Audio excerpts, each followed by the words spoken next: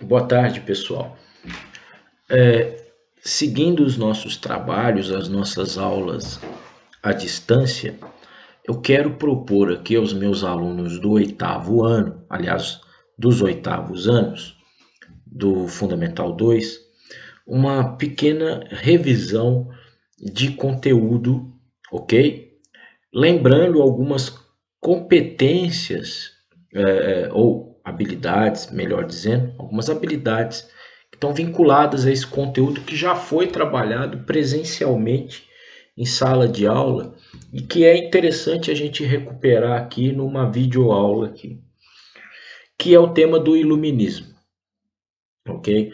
Até para a gente compreender um pouco melhor o processo de independência dos Estados Unidos, que é o nosso tema central a partir de agora, a gente precisa, de certa maneira, revisitar alguns dos ideais iluministas para a gente entender como é que esses ideais, de certa forma, inspiraram os revolucionários estadunidenses, de modo a que eles então enfrentassem os, os colonizadores, né, ingleses nas guerras de independência e, enfim, tornassem o território dos Estados Unidos liberto, independente do domínio colonial britânico.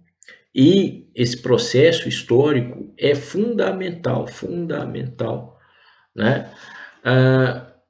Para que então as sociedades modernas elas deem um passo adiante no sentido da construção de uma ordem capitalista, democrática, representativa, né, que caracteriza muito, que vai caracterizar a nossa civilização ocidental nos séculos XIX e no século XX. Lembrando que o século XX é objeto de estudo dos nonos anos do ensino fundamental.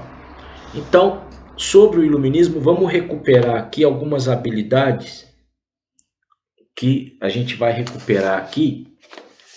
Primeiro, a habilidade 01 do oitavo ano, que diz assim, ó, identificar os principais aspectos conceituais do iluminismo e do liberalismo e discutir a relação entre eles e a organização do mundo contemporâneo. Certo? Então, assim, há uma outra habilidade, habilidade do oitavo ano, número 08, que fala assim, ó, conhecer o ideário dos líderes dos movimentos independentistas e seu papel nas revoluções que levaram à independência das colônias hispano-americanas. Certo? Então, assim, esses princípios do iluminismo não só vão inspirar os revolucionários lá nos Estados Unidos, na promoção da independência americana, como também vão inspirar homens como Simão Bolívar. E Simão Bolívar, venezuelano de nascimento, ele vai liderar um processo de emancipação das antigas colônias hispânicas contra o domínio espanhol. E além disso, o projeto de Simão Bolívar, o projeto bolivariano, não o projeto bolivariano que nós temos hoje em dia, que é o do regime chavista, né? Lembrando que o regime chavista segue, de certa maneira, nas mãos do presidente Nicolás Maduro. Mas o bolivarianismo que eu estou me referindo aqui é um bolivarianismo no sentido da construção de uma grande nação sul-americana, ok? Da formação de uma grande nação sul-americana, de unir os povos da América do Sul, certo? Projeto esse bolivariano que não deu certo, mas isso é tema para outras aulas. Bom, primeira coisa, Por que o nome iluminismo? É fácil você identificar que o nome iluminismo, ou em outras línguas, né, enlightenment em inglês, ou lumière em francês, né, ou Aufklärung em alemão, né, esses termos, e claro aqui para nossa linguagem, iluminismo, né, o iluminismo ele é uma palavra que a gente percebe claramente derivada da ideia de luz, de luminosidade. A luz, a luminosidade, aí, nesse caso, é uma grande metáfora. Uma grande metáfora para a inteligência humana, para as capacidades humanas, para as potencialidades humanas. Então, a nossa capacidade de análise, raciocínio, compreensão das coisas, a nossa capacidade de ciência, tudo isso, no que diz respeito ao conhecimento humano, né, as potencialidades do homem, né, a sua racionalidade, a sua razão. Então, tudo isso é luz. No sentido, a palavra luz, sentido metafórico. Se vocês quiserem mais detalhes sobre o que é uma metáfora, aconselho vocês a procurarem as professoras de língua portuguesa. No caso, né, da rede pública aqui de São Paulo, onde eu estou trabalhando já há alguns anos, os meus alunos aí do 8º ano podem procurar se não me engano, a professora Soraya, e podem perguntar para ela o que é metáfora, ok? Coloquem no blog ou no Facebook da escola, né? E aí a professora vai entrar vai de alguma maneira responder isso aí para vocês, certo? Em termos de conceito, eu acho melhor o professor de linguagem apresentar o que é metáfora para vocês. Mas eu acredito que a maioria entenda o que eu estou me referindo aqui quando eu falo em metáfora. Pois bem, a luz, a razão, ela se coloca em contraposição às trevas, à escuridão, a algo sombrio. E no caso, o que os iluministas identificam como trevas, como algo sombrio, como a escuridão, é a ausência dessa inteligência, dessa razão, dessa racionalidade. E a ausência disso não é a ignorância pura e simples. A ausência disso é não o buscar a razão, mas buscar outros elementos, sobretudo sobrenaturais, não científicos, não racionais, para explicar ou para compreender a natureza, a sociedade, as relações humanas, políticas, etc. Ou seja, tudo aquilo que é não científico, tudo aquilo que que não é resultado da observação, comparação, experimentação, né, da análise humana, tudo aquilo que é crença, superstição, tudo aquilo que é, de alguma maneira, uma coisa sem fundamentação, tudo aquilo que é sorte.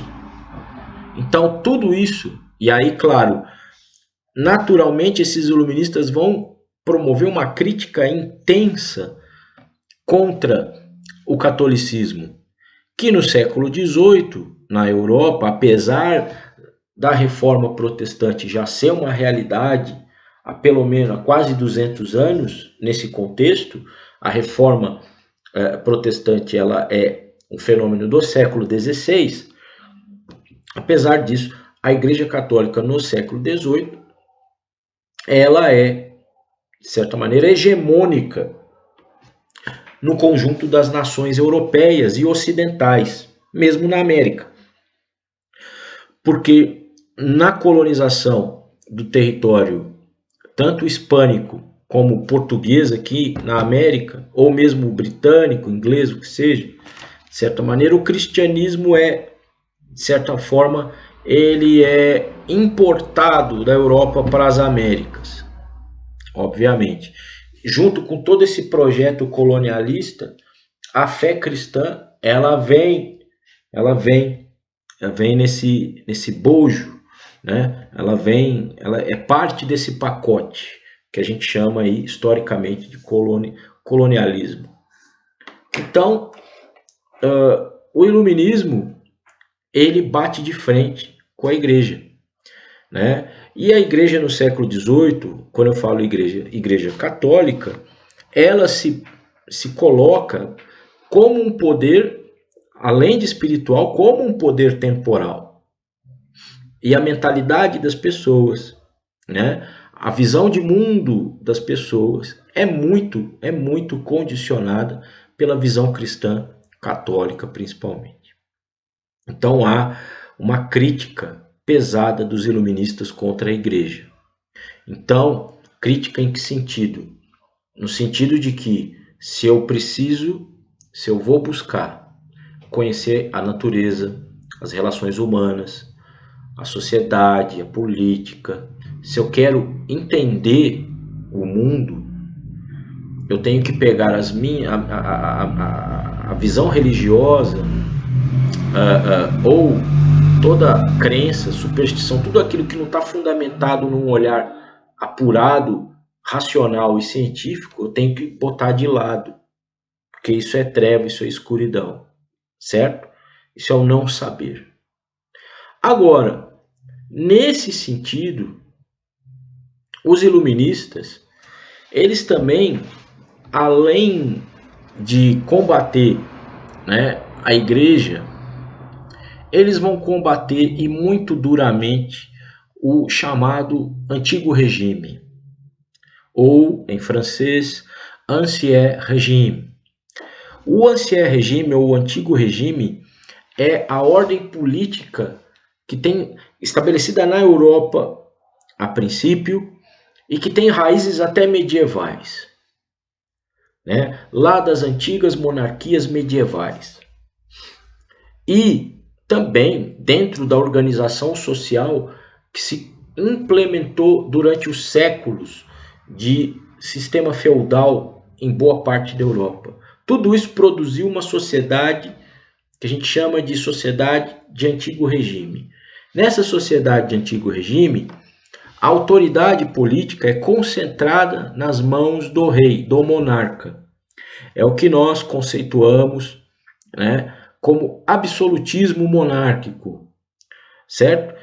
E esse absolutismo monárquico, apesar de ter sido uma força importante para a constituição dos Estados modernos europeus, desde Portugal com a Revolução de Avis, desde a União das Coroas de Castela e Aragão na Espanha, desde do final da Guerra das Duas Rosas na Inglaterra, que colocou no trono inglês a dinastia Tudor, certo? Dinastia essa que vai posteriormente, né,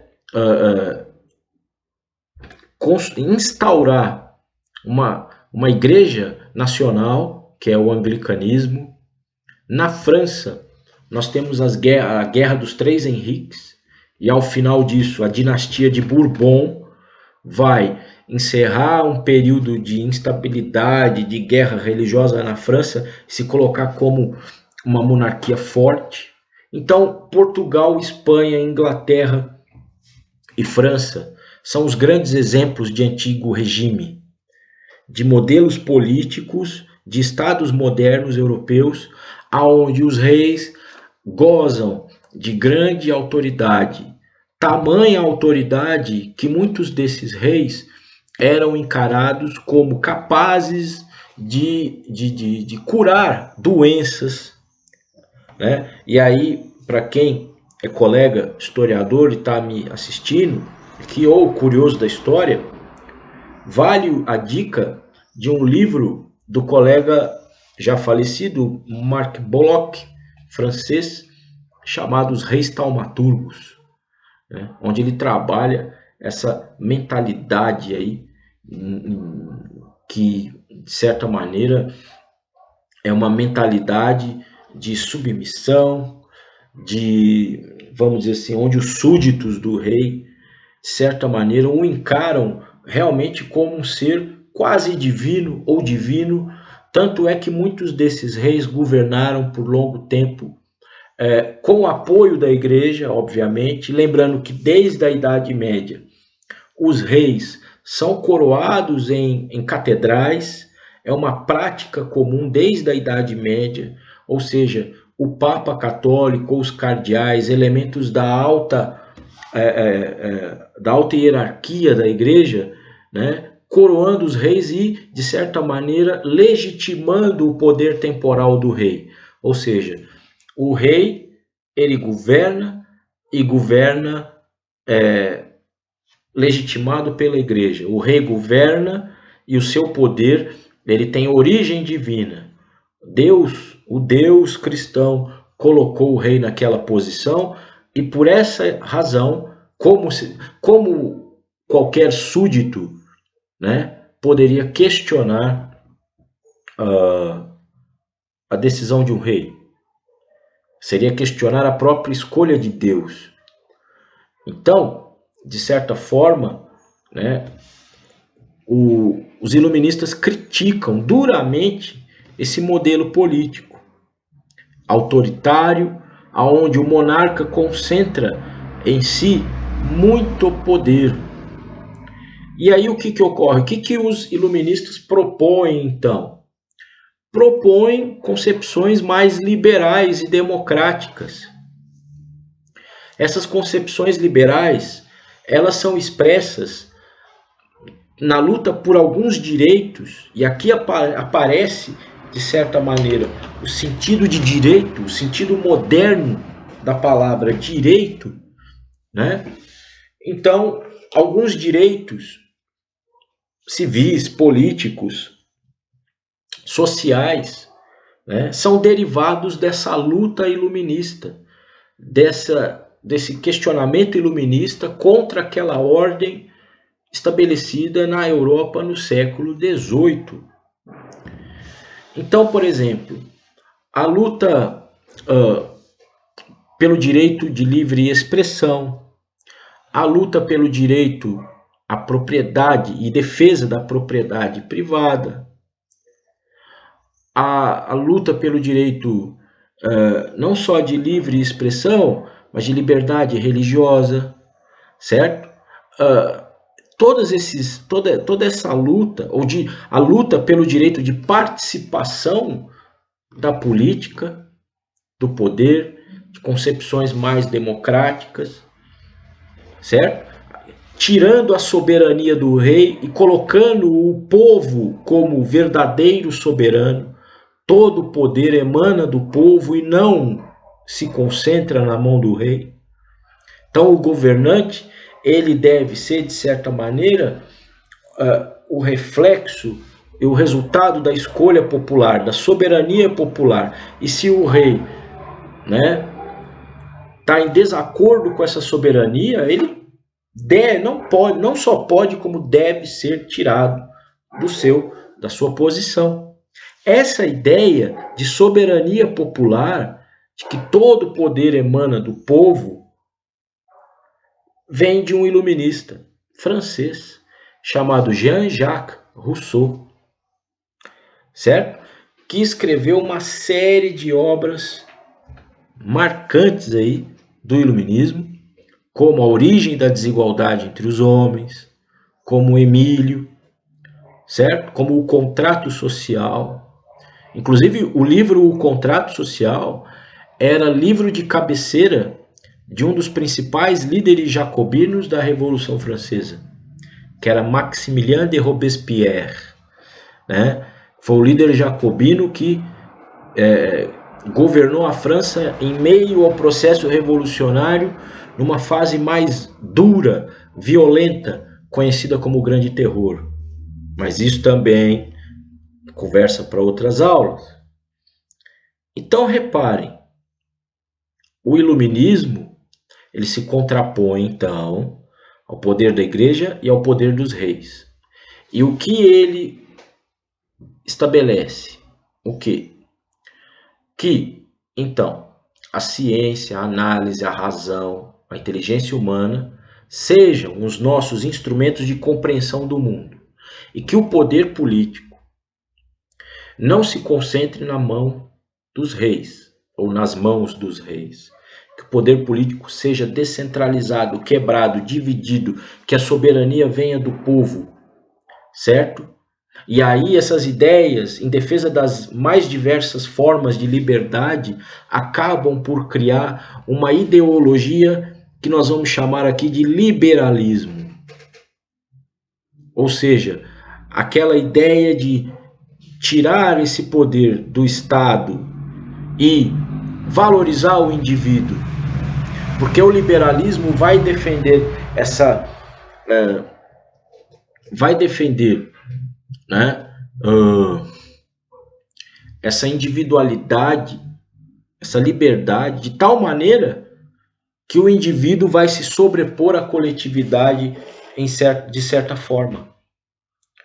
Por isso hoje, né, é muito corrente a gente observar críticas, não só ao governo que está aí,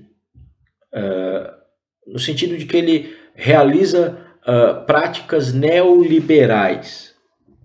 Neoliberais, novo liberalismo.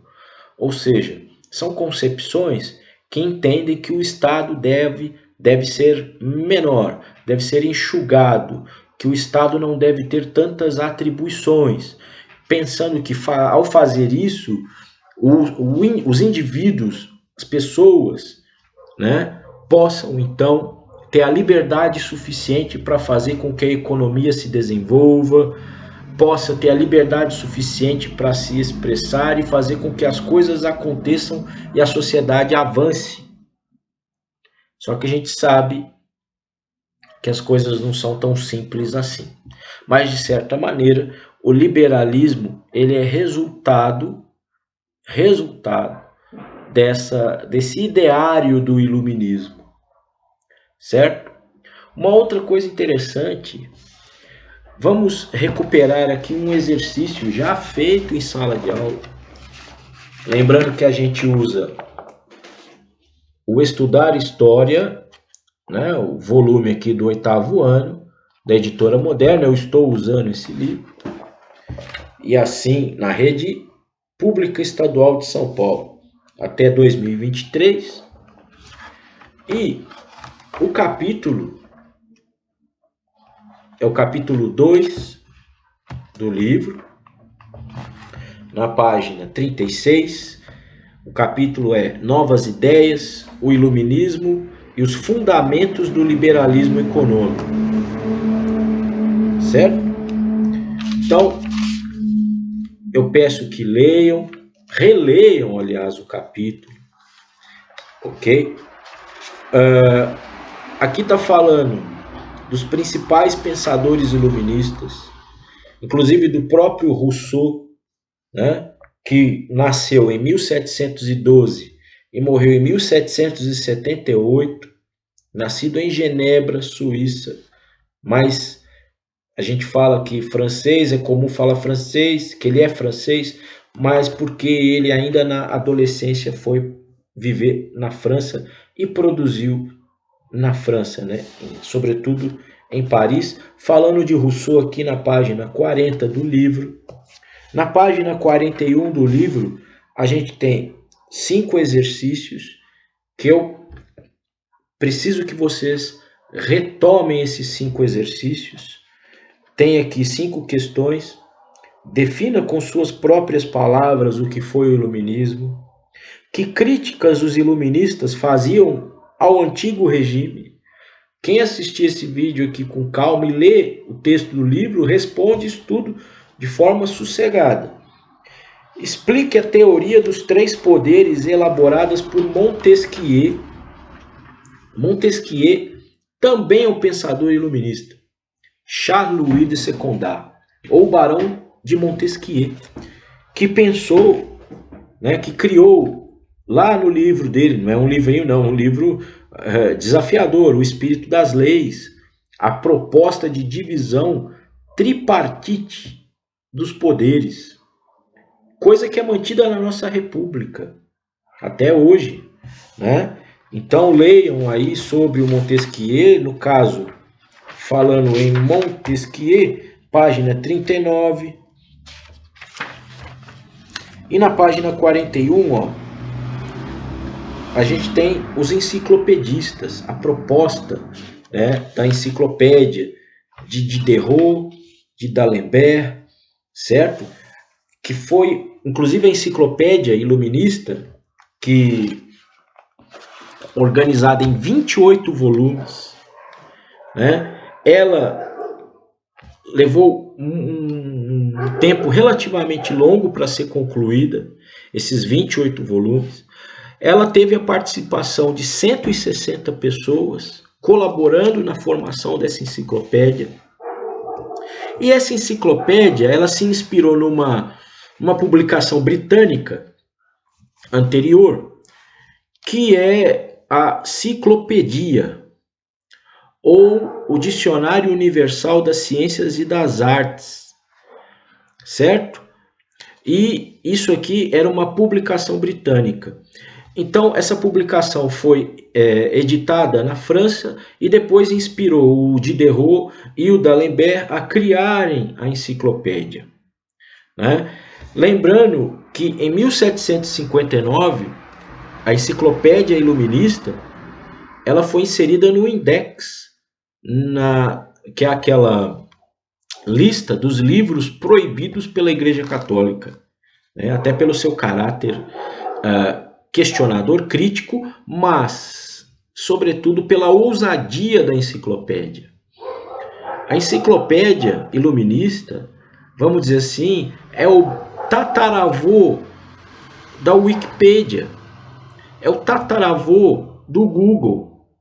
Aquela ideia de ter uma fonte de pesquisa.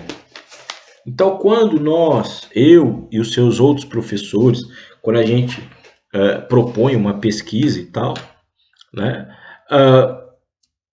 vocês procuram nas fontes digitais e tal. Hoje é mais comum. Eu, quando era estudante, na década de 80, 90, a gente procurava nas bibliotecas públicas, ou em algumas escolas havia uma pequena biblioteca, ou os pais faziam um sacrifício financeiro, principalmente na classe média, e compravam as enciclopédias, a Britânica, a Barça, certo? E tantas outras, na ideia de manter em casa esse acervo de consulta, de informação para o jovem, para a criança, para o adolescente em fase escolar.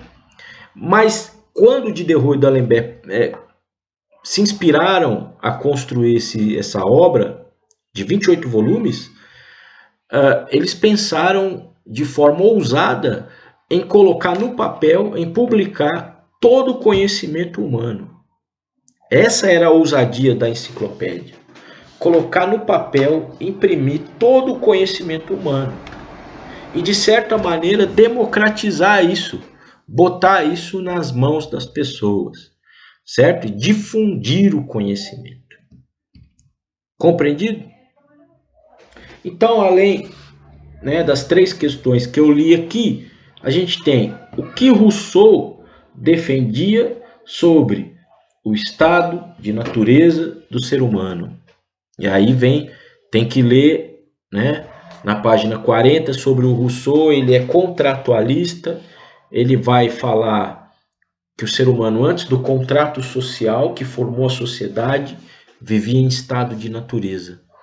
E depois, ao aceitar esse contrato social criado, né, em coletivo, em comum acordo, para evitar uma barbárie, então aí nós temos a sociedade civil, né? E a questão 5, qual era o objetivo principal da enciclopédia? Quem assistir esse vídeo vai conseguir fazer essa atividade sem nenhum problema, ok? Então eu preciso que vocês respondam novamente com uma revisão de conteúdo os exercícios 1, 2, 3, 4 e 5 da página 41. E eu quero que vocês leiam o texto, aliás, 2 textos das páginas 44 e 45 do nosso livro. O primeiro texto é um trecho do discurso sobre a origem da desigualdade entre os homens do Rousseau, e o outro trecho é do John Locke, britânico, que é um trecho do livro Segundo Tratado sobre o Governo Civil e Outros Ensaios. Locke é um grande representante iluminista e do pensamento liberal. E aí então nós temos 6 questões na página 45, trabalhando a compreensão desses 2 textos que exigem vocabulário, atenção do aluno. Então, essas são as tarefas que eu quero deixar aqui.